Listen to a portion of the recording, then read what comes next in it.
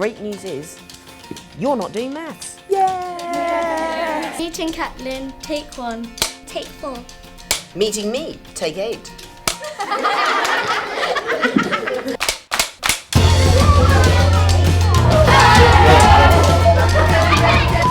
your favourite ice cream flavour? Ice cream flavour, that is very important. Well, it is. I live on ice cream. I once had, well, because previously you kind of think, okay, you know, my world of ice cream was that it would be sweet ones like chocolate or strawberry or rum and raisins, a particular favourite of mine because it's like a little drink as well as a pudding. But then I recently discovered brown bread ice cream, which is savoury. So now it's like I can have it for my first course, like a dinner, and then have ice cream afterwards for pudding. So I can have ice cream twice. I can have an ice cream proper meal of brown bread and then an ice cream pudding. So that is my favourite one. It's brown bread ice cream because it's allowed me to expand the amount of ice cream in my life. What's your favourite flavour? It's either lemon, strawberry or vanilla. Lemon, that's very rare.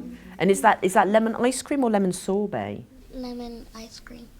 You are a woman of rare tastes. Not many people say that. That is good. Bit of an ice cream expert there, I see. Do you enjoy writing? I do. It's who here likes writing? Does anyone enjoy writing? Oh, I've got lots of writers. Would any of you like to write books or for newspapers? Get your hands up if you would, if you'd like it to be your job. Oh, still got a couple as well, yeah. Well, it's lots of writers, kind of, I think a lot of the writers, because I know lots of writers, lots of them are my friends, and a lot of the reason why a lot of writers seem to become writers is so they can moan about writing all the time. Like, a lot of writers are very moany. They just go, oh, I can't get any ideas, and I've got to sit down and do hard work. They really love making a fuss about writing. And I'm not like that. I really love writing. I like sitting down on a chair. And I've got lots of ideas as well, so I never run out. So I really enjoy doing it. The key thing for being a writer, though, is to make sure you do have a comfortable chair.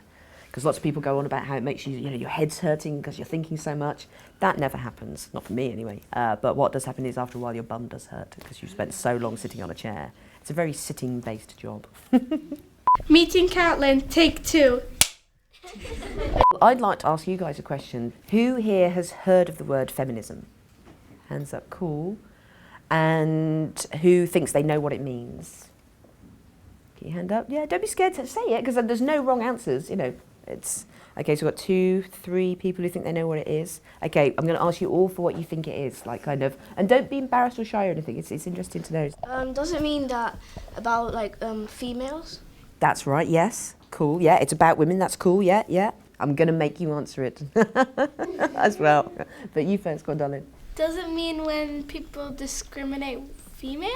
You're definitely in the right area. Yeah, cool. This is it. Yes, yes. 10 points for you. And then do you want to have a go? For racism, it's discrimination against a different race of skin colour. But is feminism technically discriminating women and leaving them out, and males thinking they're more important than women? You've totally. Yeah. This is what you've all described. Is the thing that.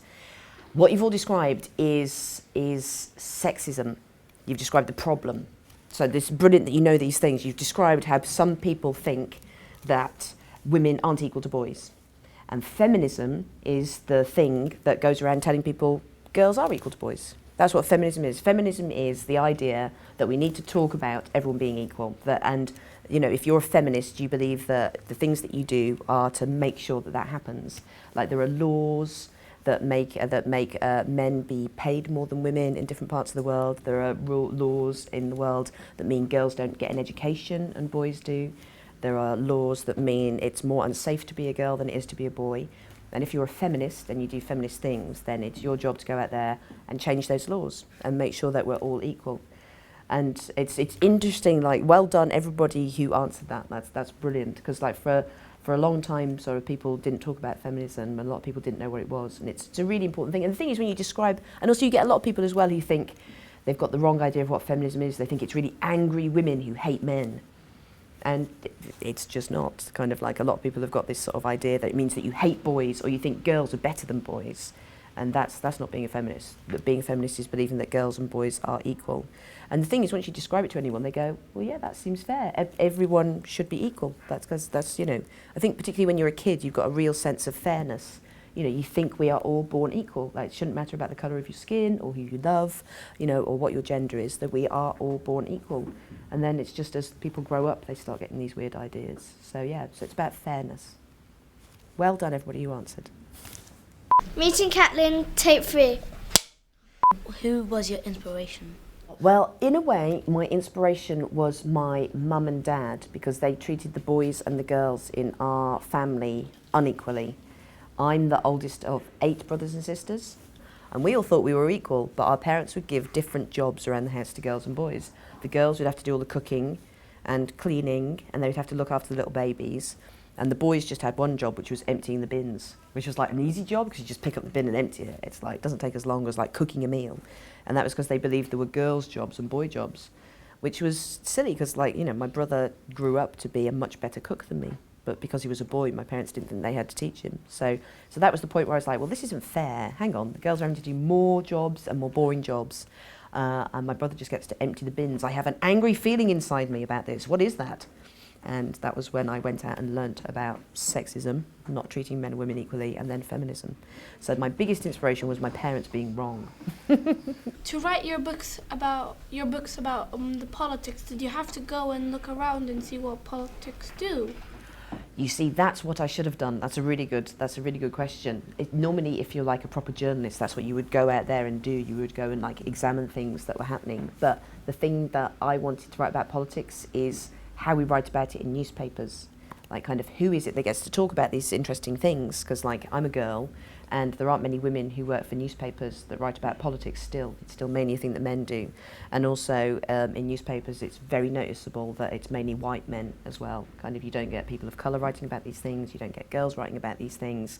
You know, if you're gay, you tend not to be writing about these things. And again, that's all about fairness. You're like, everybody needs to be able to talk about these important things. It shouldn't just be for one small amount of, usually quite posh men as well, who've all been to the same school and all know each other. And so again, you're just like, well, that's not fair, that's not right. They don't understand about everybody's lives, you know. I come from a very poor part of the country, and we were really poor when we grew up. My parents didn't have jobs, we were all on benefits. And no one that I saw talking about politics really knows about that. Or they kind of go, it's wrong to be on benefits, we're going to take your benefits away from you. So you want to be fair and write about those things. Meeting Catelyn, take 4. I wanted to ask you guys a question. I wanted to ask what you think is the most important thing in the world at the moment. Like, when you kind of, I don't know if any of you do any of you watch the news? Yeah, a couple of you, yeah. You sort of generally got an idea of what's going on in the world, kind of like, what are the things that worry you the most? About the wars that are happening in like Syria and how they're trying to fight their way into England. Yes. Cool, that's a good one. It's the refugee crisis, yeah.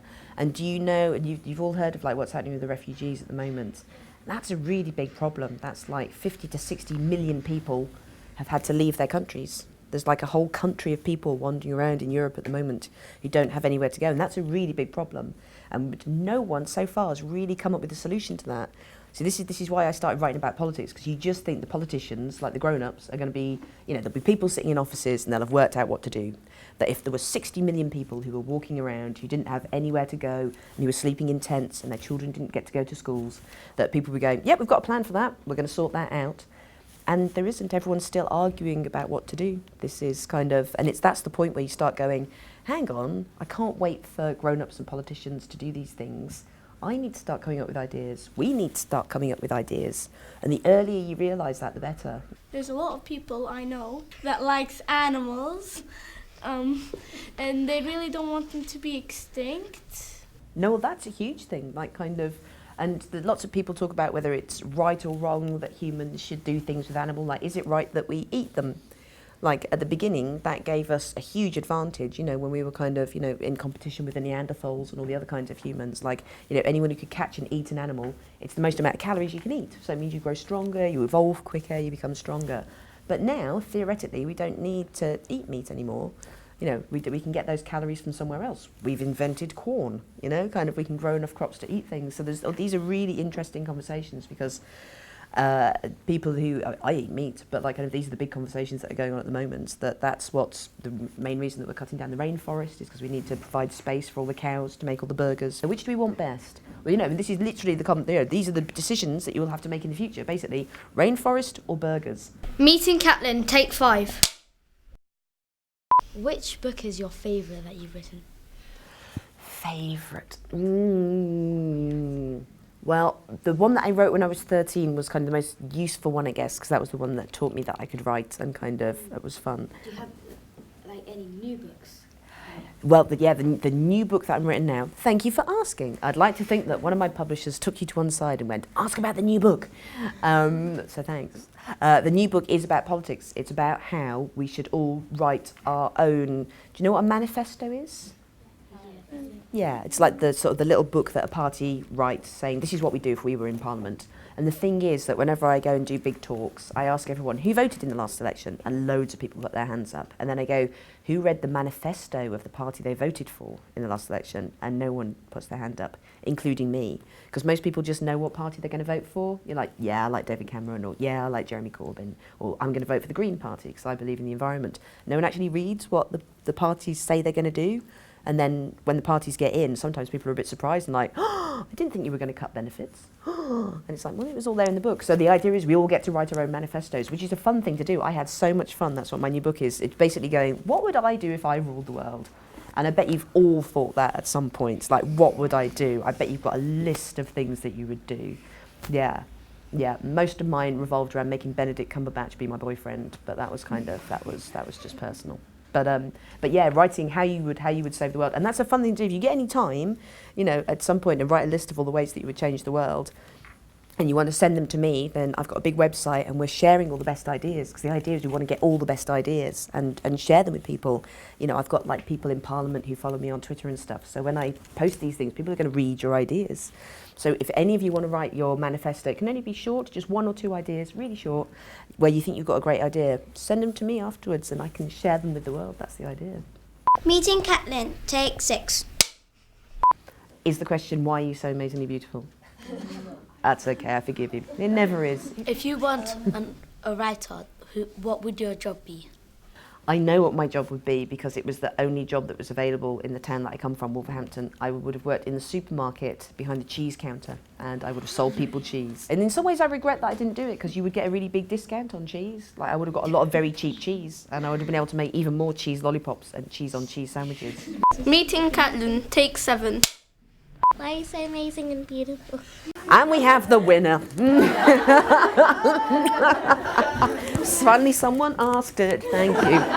Well, it's quite a long answer. It's just a natural glow from within. Well, guys, I want to thank you all for coming to talk to me today. We've managed to talk about ice cream, we've talked about literature, we've talked about how we'll change the world. And there's just one thing I need to check before I go. Have we talked long enough for you to miss your entire maths lesson? No, 5 minutes. Then let's give it another 5 minutes. Yeah. We'll say goodbye to them and we'll keep on chatting. Thank you so much, guys. Thank you. You want to squeeze in? Yeah.